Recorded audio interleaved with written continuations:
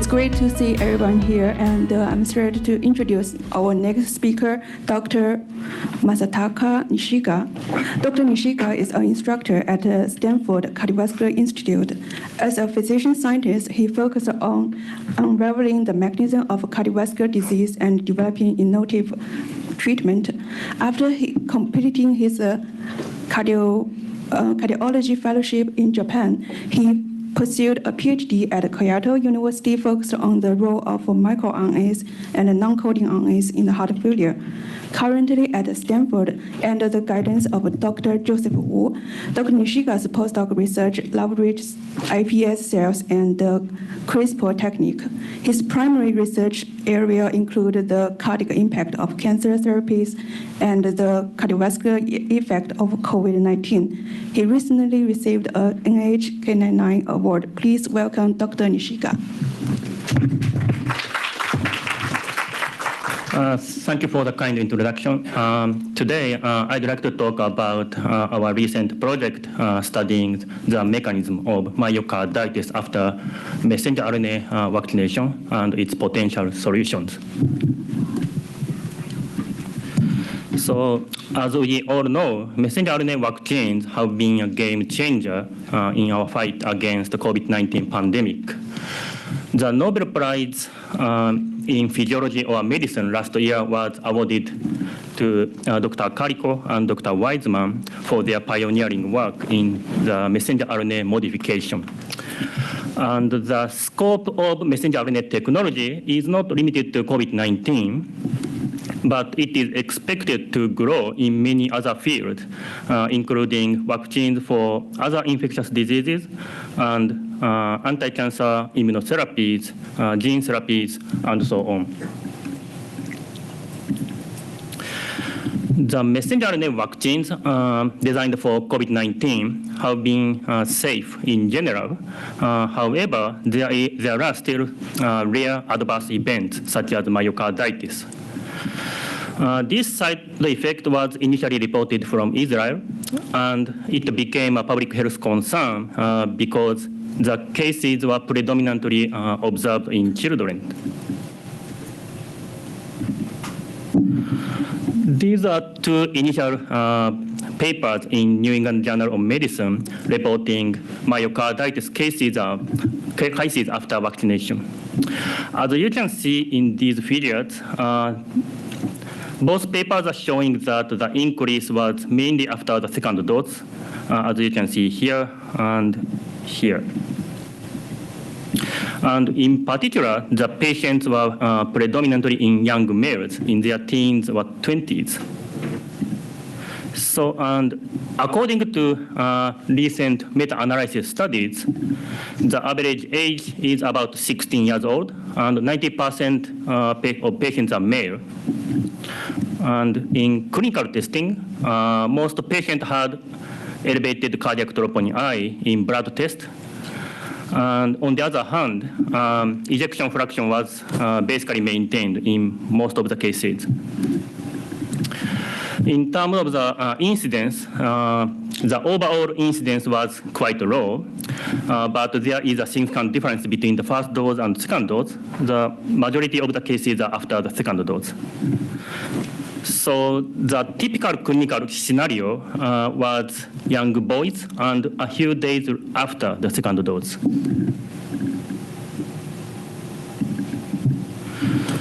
This myocarditis was quite rare, but if you consider the global scale, this is still a concerning adverse effect because we have been vaccinating more than 5 billion people in the world. Also, this myocarditis may be a class effect in any type of messenger RNA vaccines. So investigating the mechanism of this myocarditis is still important to enhance the safety of future messenger RNA vaccines in many fields. And our project was inspired by this paper from our collaborators at Stanford. They studied time course response to Pfizer vaccines in healthy volunteers. As you can see here, the peak of the immune response was 1 or 2 days after the second dose. And this time point was exactly the same with a typical onset of myocarditis cases. So this led us to hypothesize that this myocarditis phenotype is a result of hyperimmune response. And recently, a mechanistic study was reported from a group in Yale University. They used blood samples from myocarditis patients after vaccination.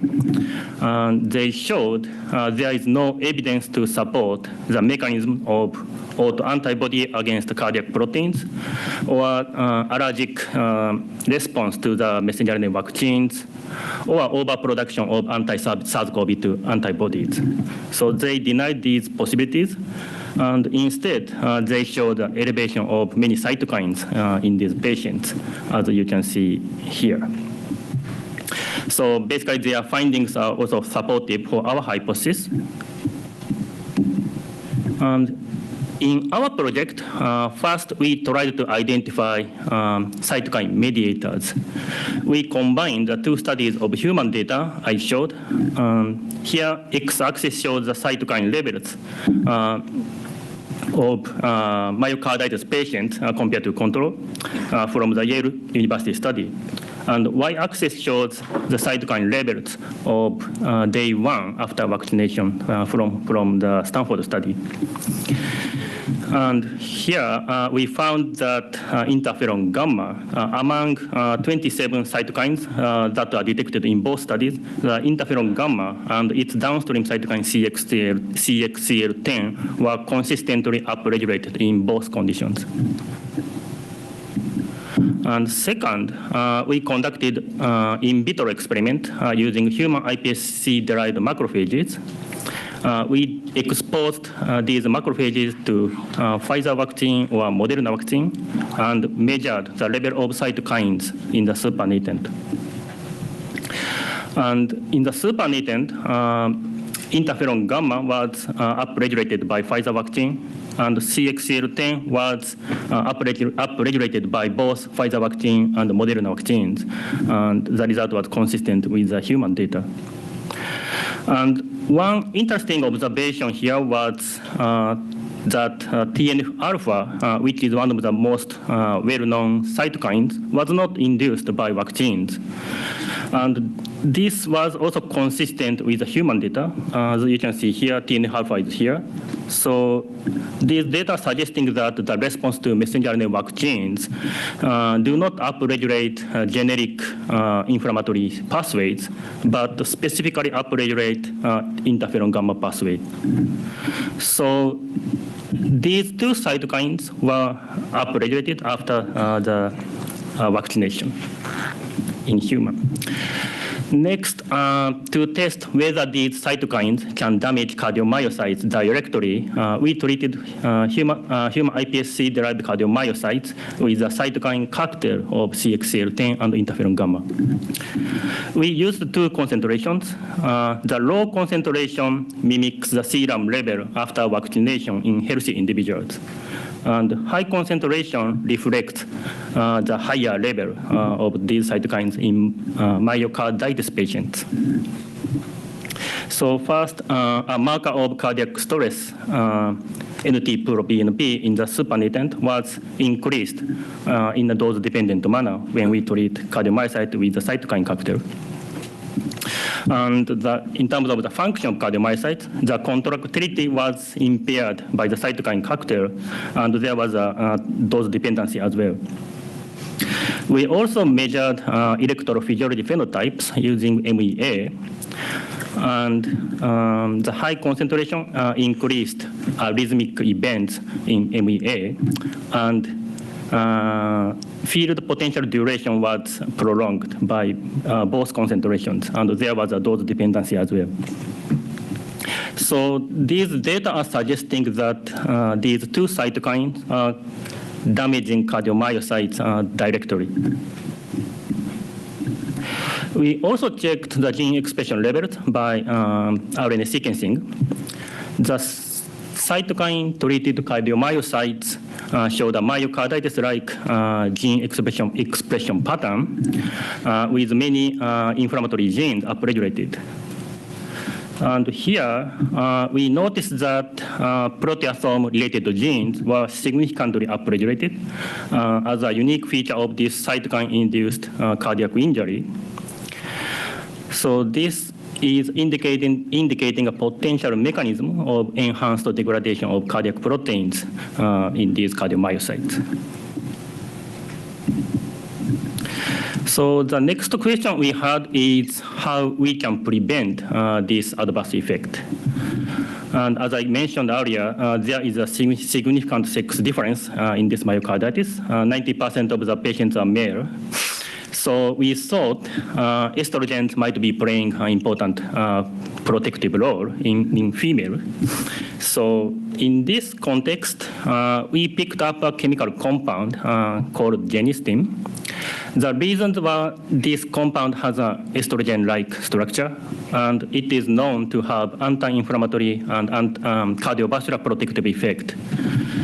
This cardiovascular protective effect was previously shown by our previous study, in which we performed a computational drug screening and identified this compound as a protective compound against marijuana-induced endothelial inflammation.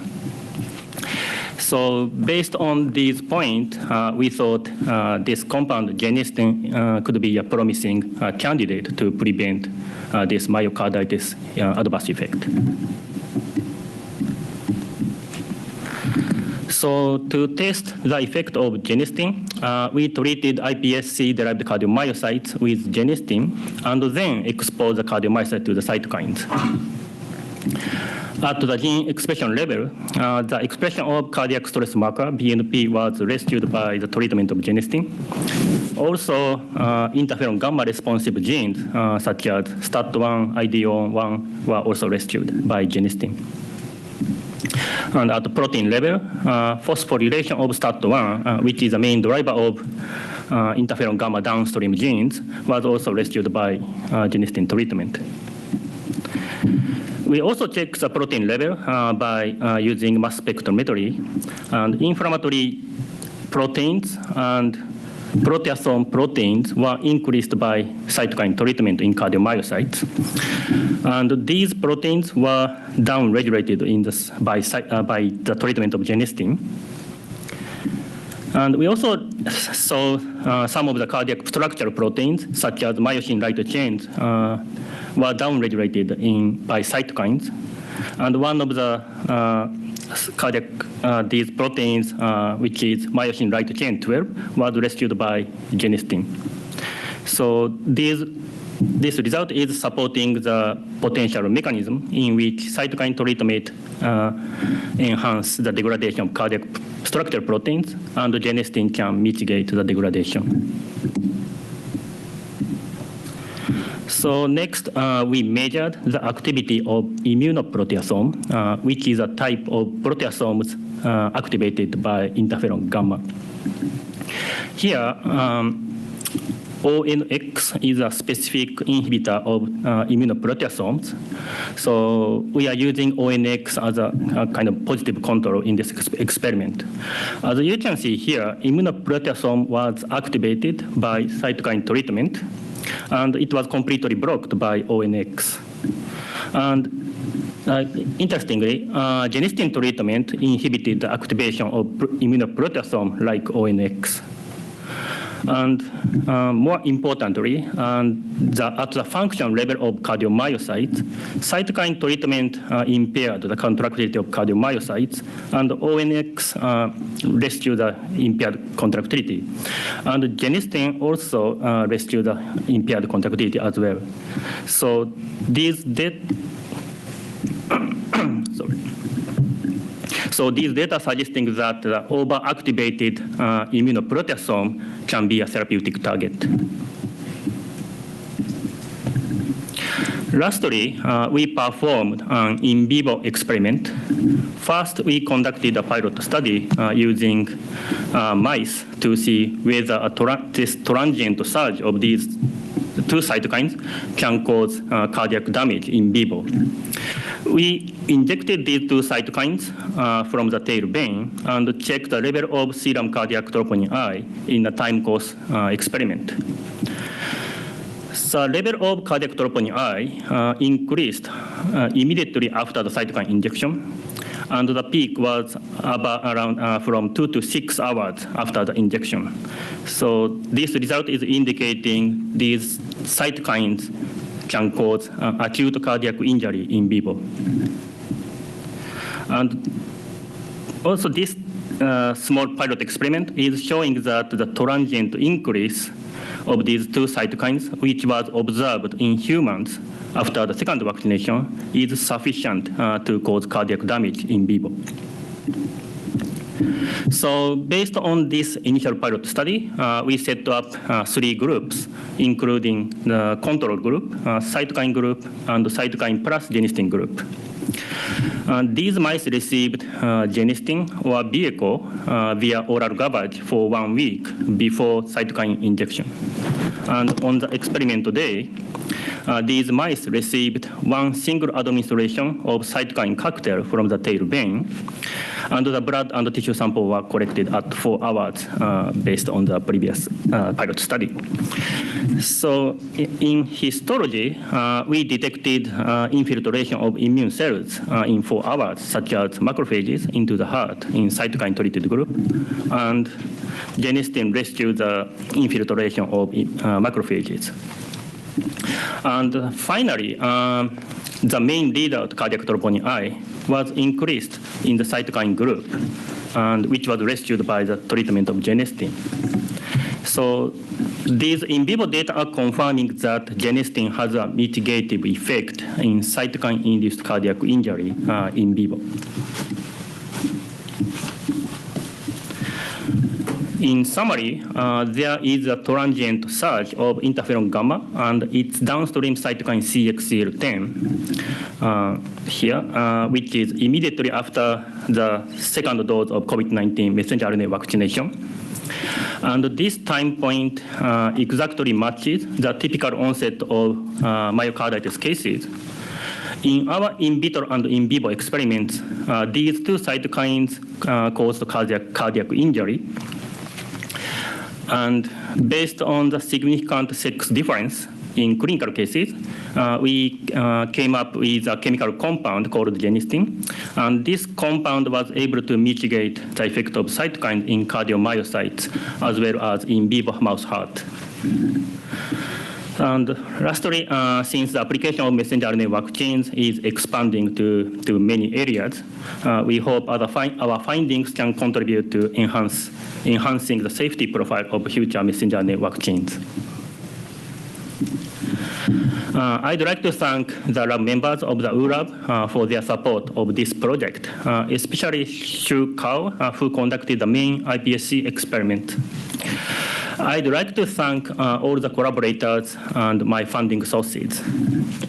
With that, I'm happy to take any questions. Thank you. Thank you, Dr. Nishiga. Questions? Nice talk. I was wondering if you know whether presumably these cytokines are binding to the receptor CXCR3 and whether they're differentially expressed between male and female. Ooh. And have you tried antagonists of that receptor to block the phenotype that you're observing? Oh, so first about the receptor expressions.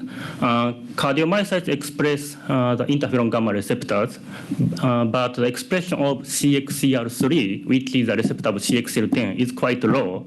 So I think the main player is interferon gamma. And there is also a report showing that overexpression of interferon gamma in the liver in mouse model causes myocarditis-like phenotype, so through the circulating blood system. So probably interferon gamma is the main player, and CXCL10 is like attracting immune cells at the local site. And in terms of sex difference of the receptor expression, I'm not sure. We haven't looked at it. And another question was the loss of function experiment of these receptors. we haven't done that in vitro, and also that's a kind of limitation of our study, especially for in vivo, because there is no model that can actually mimic the vaccine-induced myocarditis. So because if the incidence is very low, so if we want to do the same thing in animals, probably you need to vaccinate thousands of mice and get only one mice. So it's basically impossible. So as I mentioned, in vitro we can do something like that. I have a quick question. Do you know why just some individuals, especially some young males, had this elevated CXCL10 and interferon gamma? Or is it in every young male and then just something else for these specific ones who develop myocarditis? And the second question was just, you showed that after the Moderna vaccine, CXCL10 was elevated, but not interferon gamma. And do you have any explanation for why? So the first question, why such a small fraction of people get this myocarditis phenotype? So this paper analyzed blood samples of these myocarditis patients, and they are showing that the cytokine levels in actual myocarditis patients are higher than the healthy individuals who did not experience myocarditis after the vaccination. So probably people who is more susceptible to interferon gamma pathway or something might have higher risk to get myocarditis phenotype. So, and there should be some random effect as well, I think. And the second question was Interferon gamma after Moderna.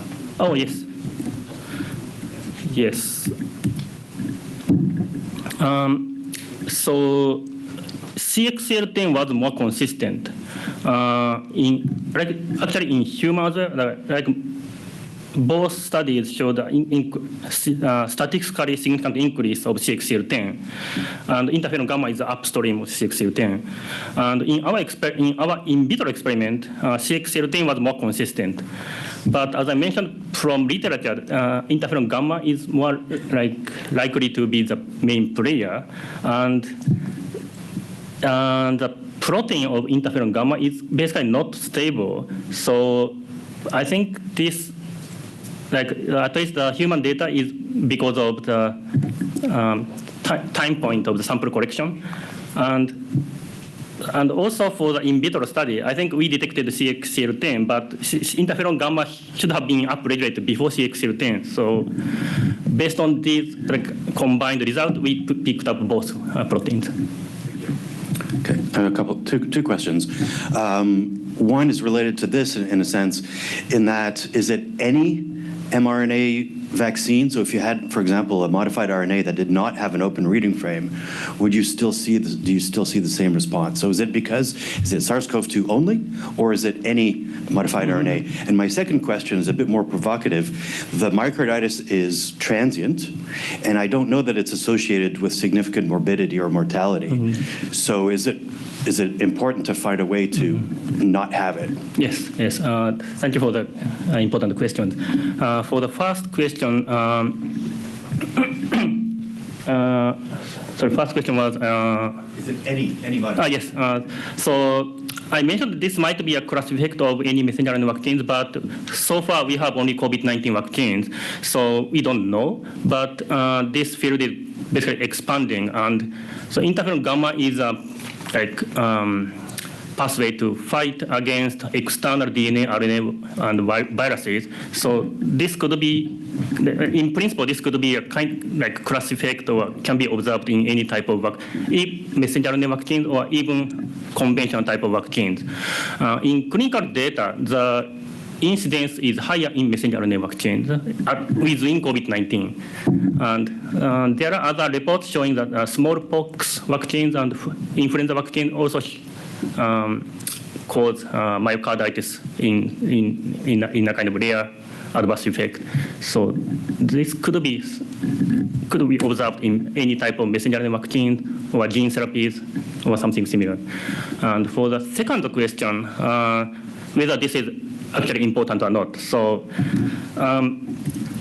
the increase is very transient, and the level, so we see cardiac troponin I increase, but the extent of the cardiac troponin I elevation is not that high compared to, for example, myocardial infarction. But so this, so at least in patients, so they show elevated cardiac troponin I or CXCL10. So that means they already had some kind of cardiac damage, and they might be susceptible to these elevated interferon gamma pathway. So probably in the future, we will get vaccinated every year for COVID-19, and some other new messenger RNA vaccine will show up. So potentially this could be some important issue.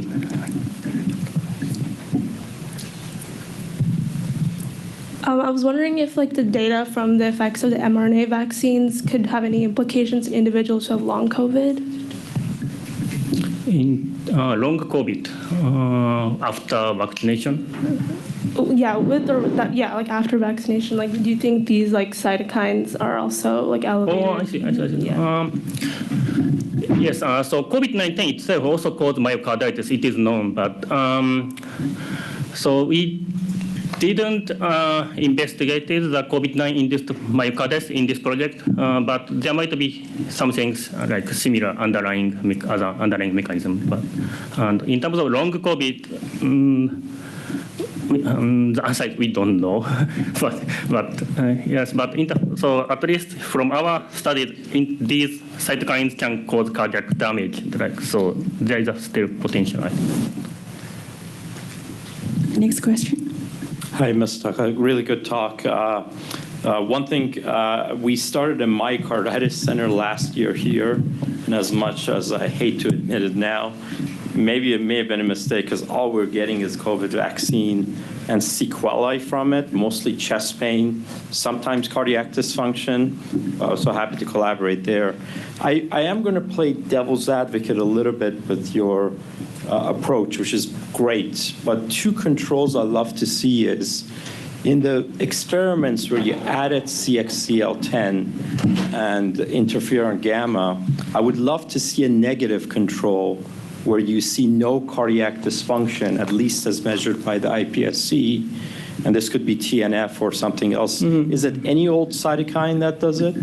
And really going after your compound, and if you think that's an estrogen effect, do you have a positive control now in those experiments where estrogen protects, thus suggesting the mechanism is potentially through hormones? Because your compound does a zillion different things like antioxidant, anti-angiogenesis, almost everything under the sun. So just wondering about the negative and the positive control in the two sets of experiments that you showed. Mm-hmm. So in terms of control, so we are just using a vehicle as a negative control, and for positive control, so we could use a TNF alpha as you mentioned, but TNF alpha is also known to cause cardiac damage, which is also involved in the regular heart failure, many types of heart failure. So if we have some other cytokine that is known not causing cardiac damage, yeah, we could use that kind of cytokine as a kind of control. And the other question was about what was the second question? Sorry. Oh, sorry. It's the genistin or the compound that has a lot of effects, anti-angiogenic, antioxidant.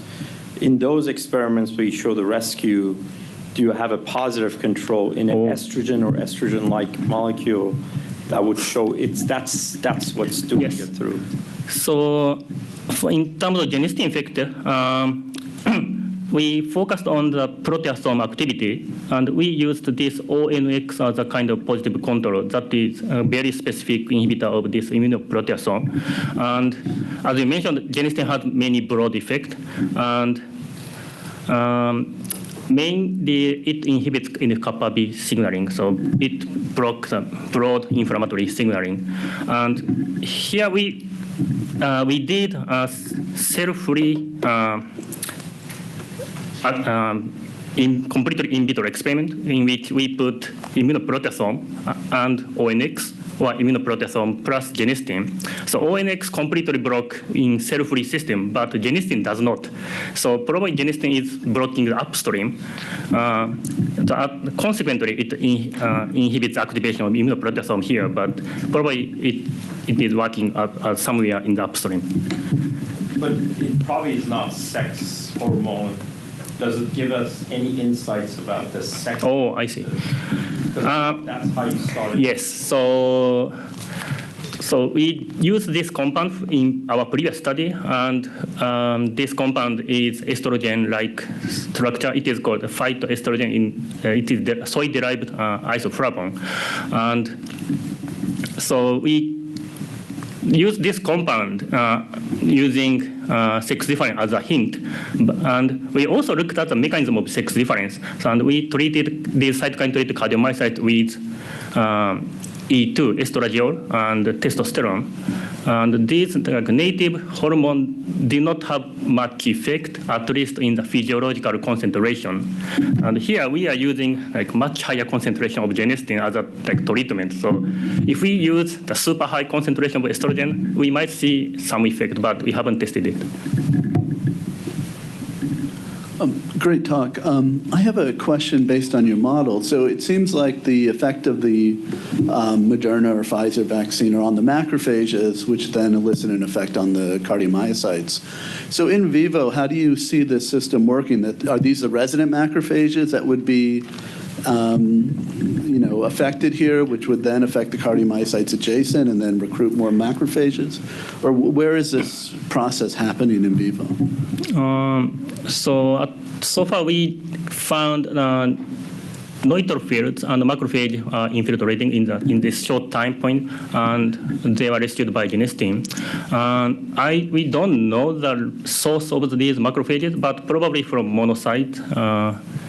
The cytokines and. But why would they go to the heart if they're the ones initiating? Oh yes, so in terms of specificity to the heart, we don't know. But as I mentioned earlier, the previous paper is showing the interferon gamma overexpression in the liver caused cardiac damage. So somehow the heart is susceptible to interferon gamma signaling. But so for other organs, we don't know. Thanks. Okay, thanks again, Dr. Nishiga, and all the questions.